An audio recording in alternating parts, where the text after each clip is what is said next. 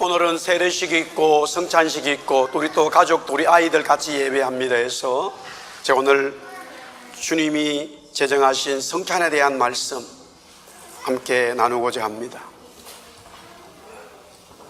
예수님께서 이 땅에 오셔서 복음을 전하시고 그리고 십자가에 죽으신 이후에 3일 만에 살아나시고 40일 동안 계시다가 하늘로 올라가시면서 예수님을 따르는 무리들에게 예루살렘을 떠나지 마라, 하나님께서 성령을 주실 것이다. 그래서 그들은 마가의 다락방에 모여 기도하기 시작합니다. 그 시간이 10일이라고 하는 시간이었습니다.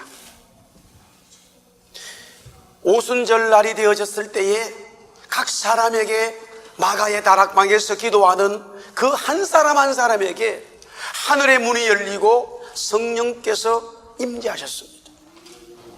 그것이 바로 오순절 성령의 역사였습니다. 그리고 난 다음에 그들로 인하여, 그들을 통하여 성령은 계속적으로 역사하면서 구약의 이스라엘이라고 하는 그 혈통적인 개념이 이제는 교회라고 하는 영적인 개념으로 출발되어지기 시작했습니다.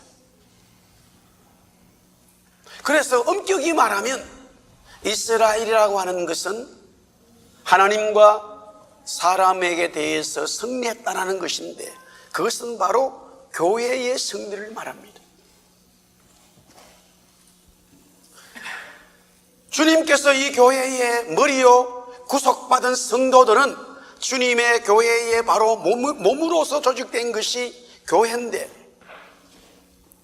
교회는 그 이후로 주님이 제정하신 이 성찬을 매일매일 매주마다 기념하면서 이 성찬에 참여하면서 그리스도의 영광에 참여하고 환난과 핍박 속에서도 이 성찬을 통해서 성령의 은혜를 구하고 성령께서 힘주시는 그 삶을 살아갔다라는 것이지요.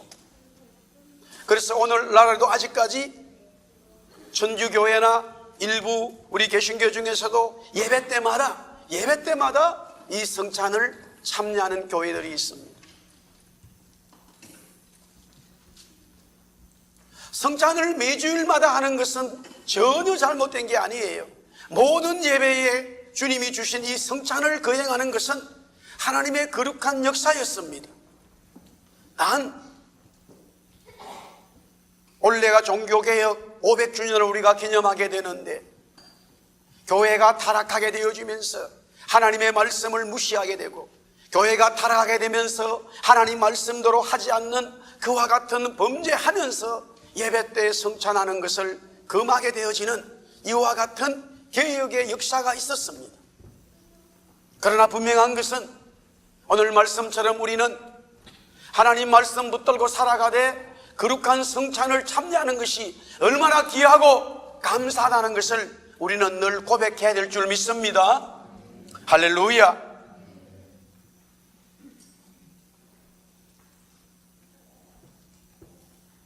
오늘 우리가 세례식을 또 베풀었어요. 예수님도 이 땅에 오셔서 세례를 받았죠. 세례는 물로 행해지는 하나의 의식이지만 결국 눈에 보이는 물로 죄를 씻는다 하는 의식을 내가 경험함으로써 보이지 않는 성령님의 물로 내 모든 죄악을 씻어내는 것을 말하는 거예요.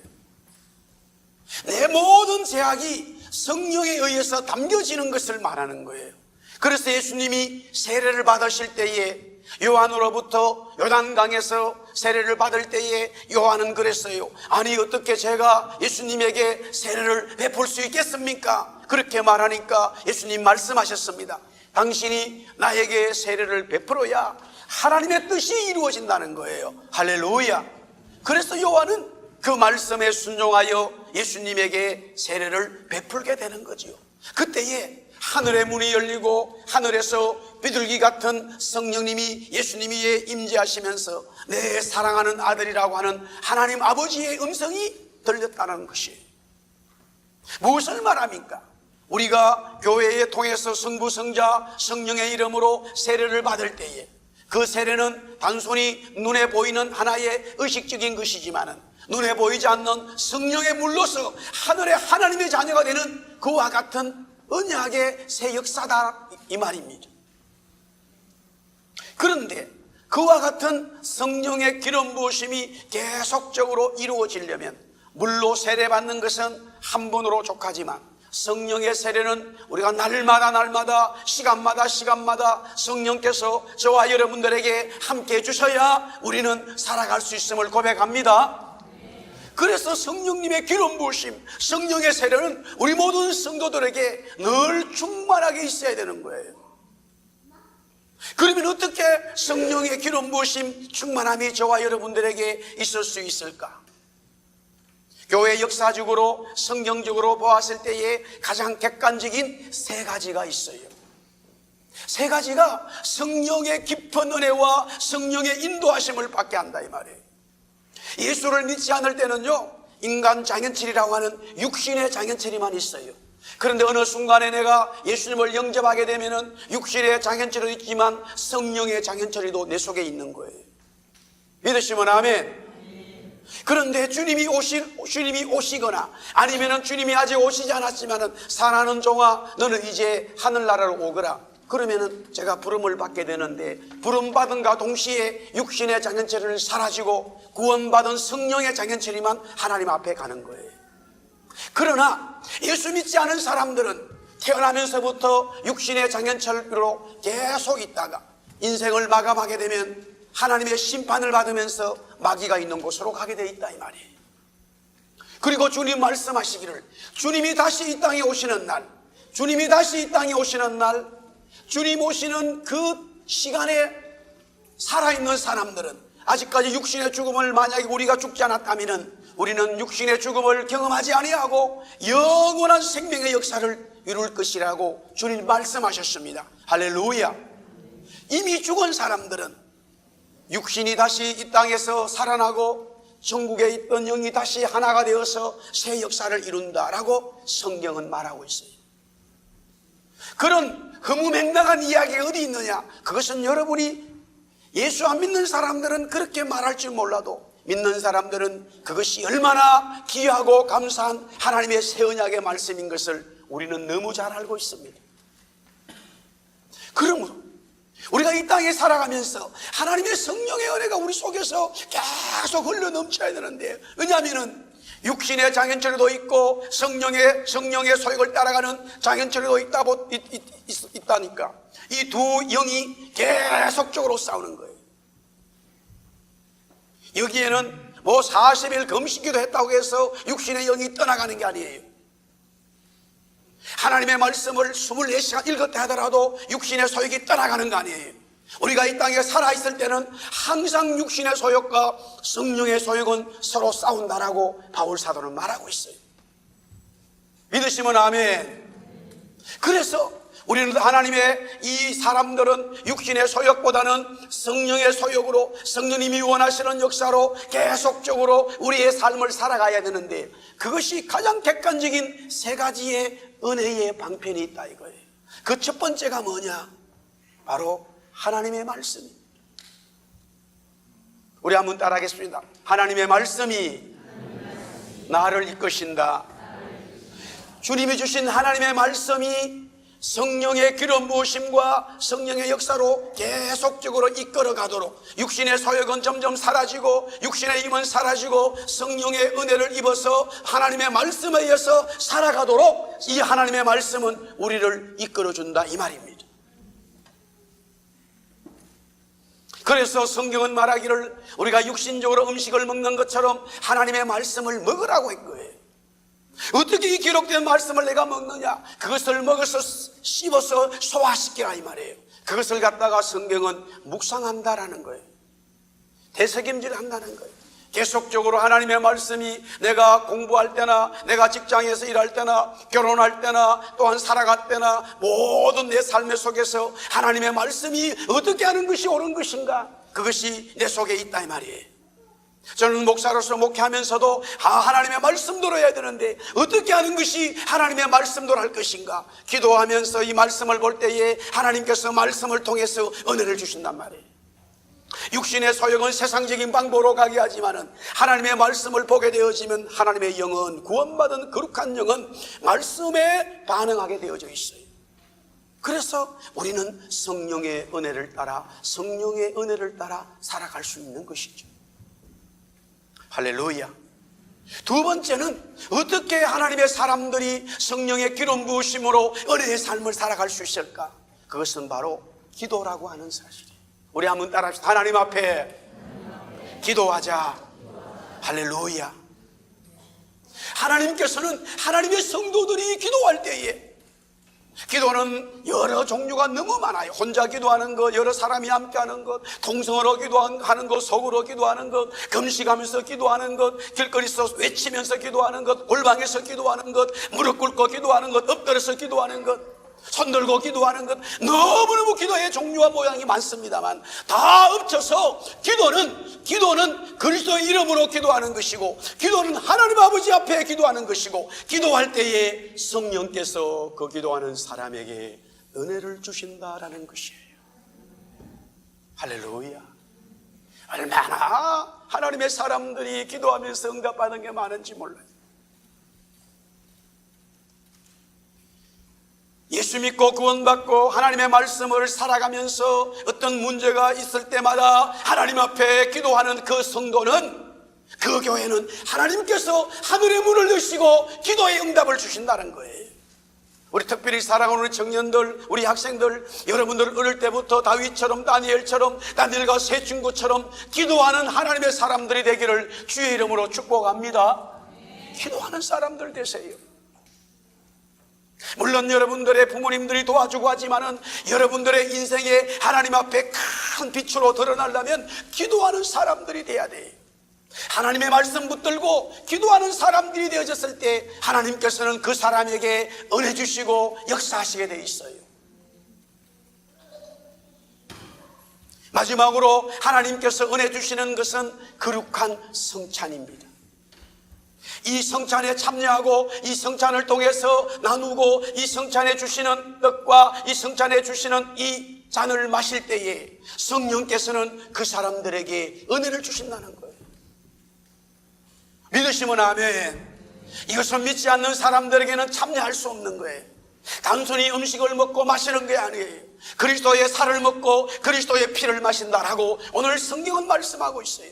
저와 여러분들이 거룩한 성찬에 떡을 떼고 거룩한 성찬에 포도주를 마시는 것은, 잔을 마시는 것은 그리스도의 살을 먹고 그리스도의 피를 먹는 거예요. 한 가족이 되는 거예요.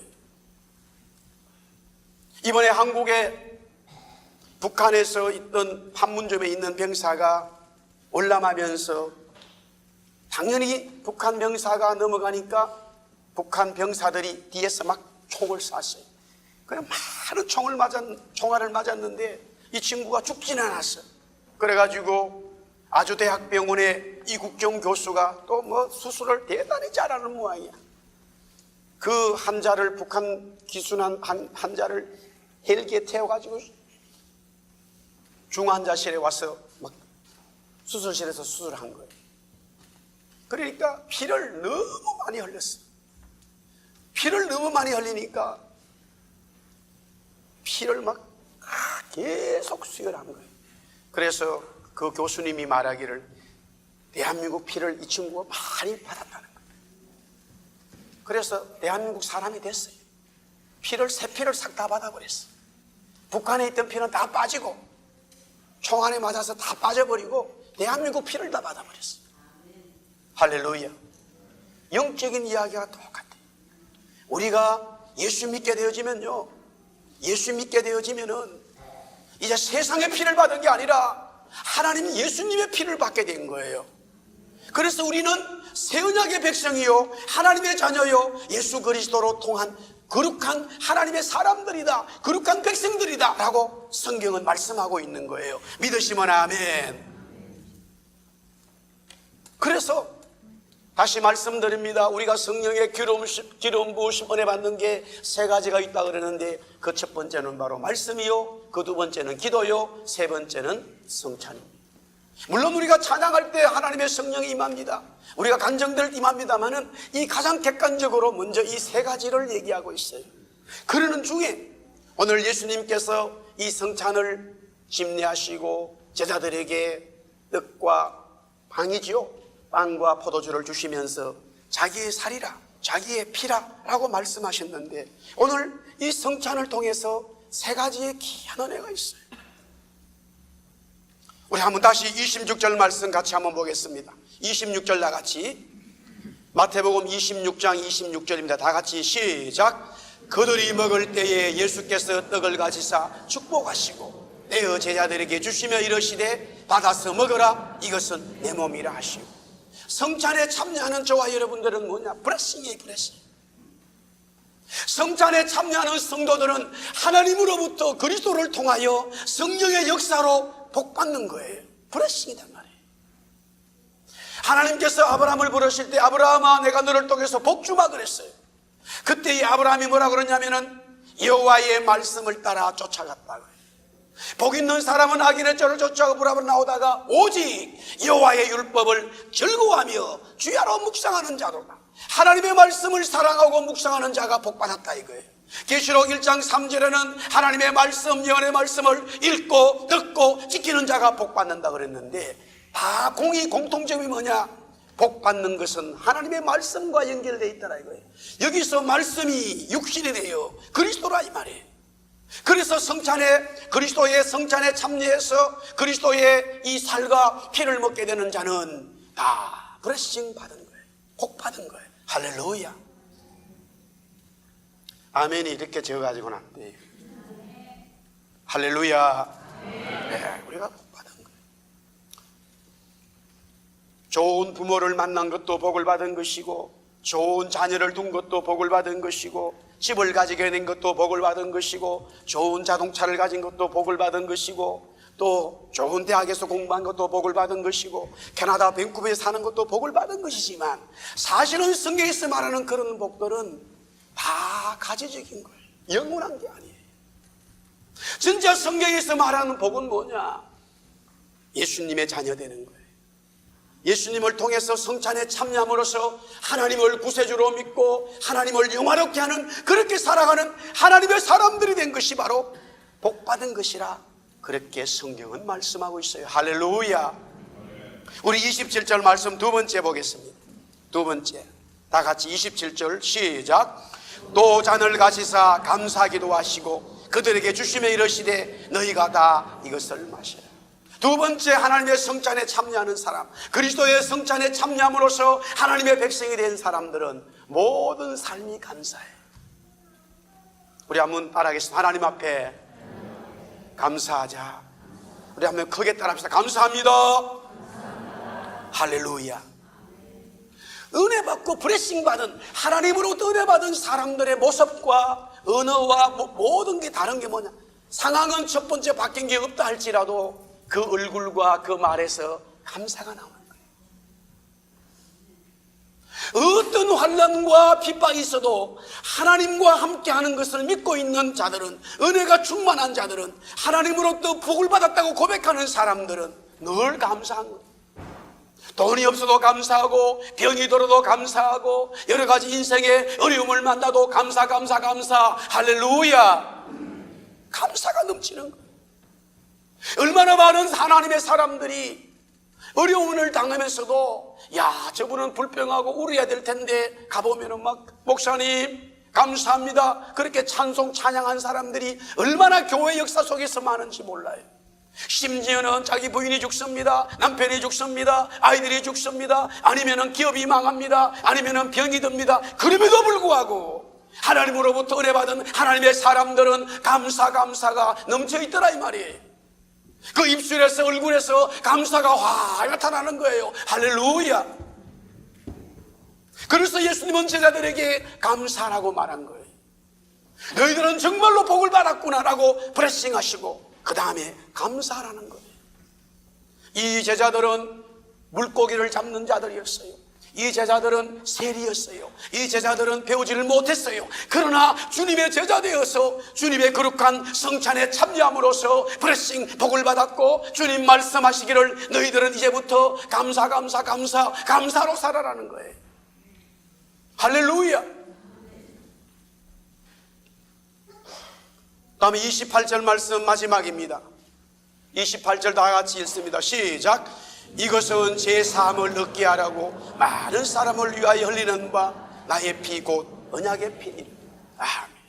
거룩한 성찬에 참여하는 것은 구속받은 거예요. 구속받은 거예요. 제 사함을 얻은 거예요. 사랑하는 성도 여러분, 사람이 태어나면 이미 태어나면서부터 죄가 있는 거예요. 어떤 부모도요, 자녀를 키울 때에 나쁜 짓 하라고 자기 중심적으로 살아라고 가르친 적이 없는데, 희한하게 아이들이요, 배운 적도 없지만은 본능적으로 자기 중심적이에요.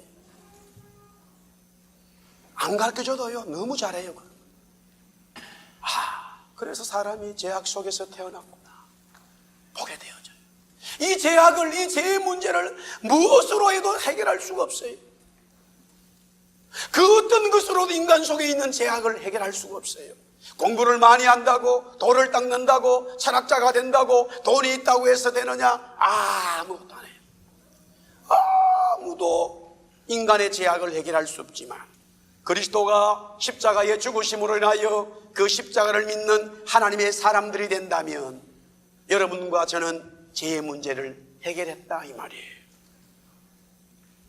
안 믿으세요? 안 믿으세요? 할렐루야. 죄의 문제가 해결된다는 거예요. 주님이 말씀하신 거예요. 죄 사함을 받는다는 거예요.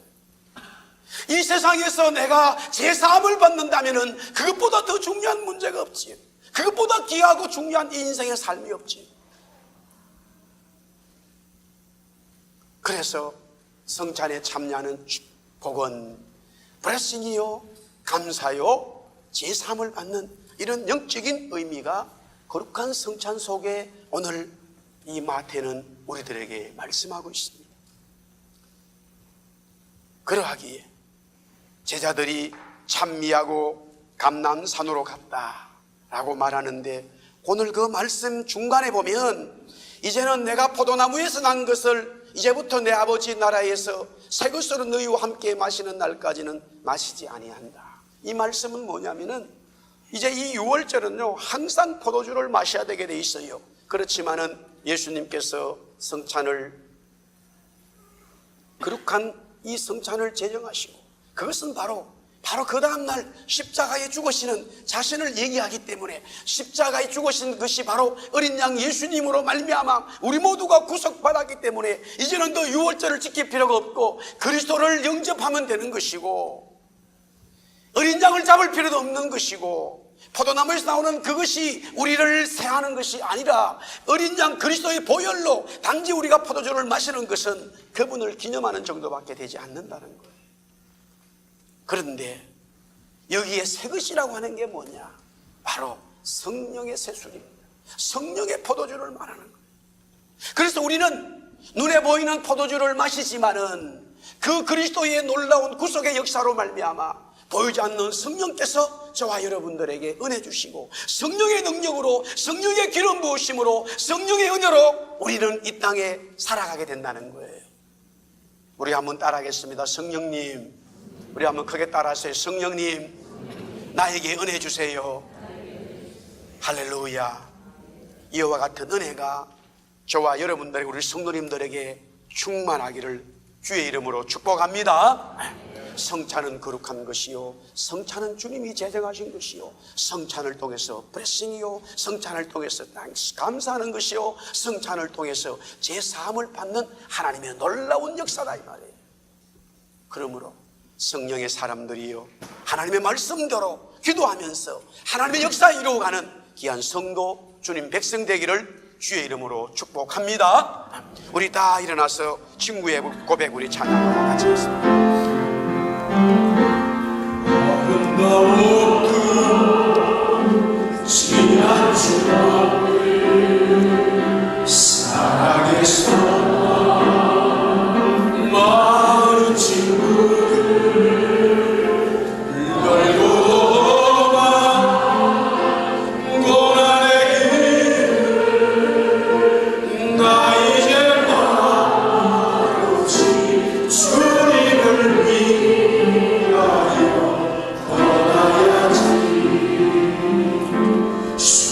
없이